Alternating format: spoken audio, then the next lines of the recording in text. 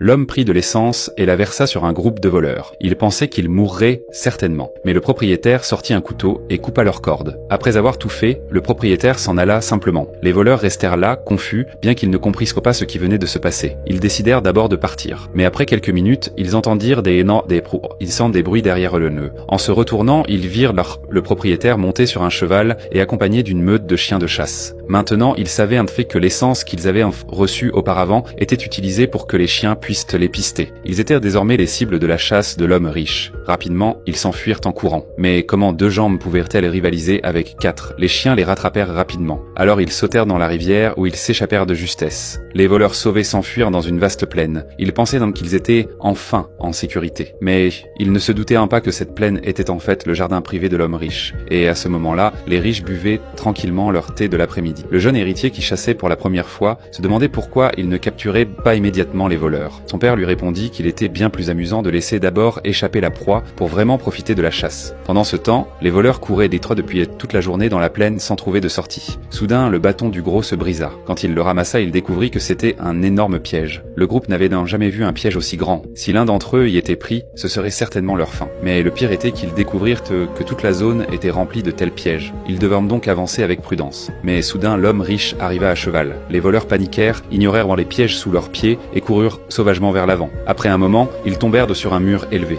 ce qui signifiait qu'ils avaient maintenant atteint le bord de la propriété. Ils essayèrent d'escalader le mur, mais ils étaient complètement épuisés et avaient du mal à grimper. Les chiens étaient déjà tout près, alors ils continuèrent à grimper désespérément. Mais soudain, les pierres cédèrent. Le gros tomba lourdement au sol.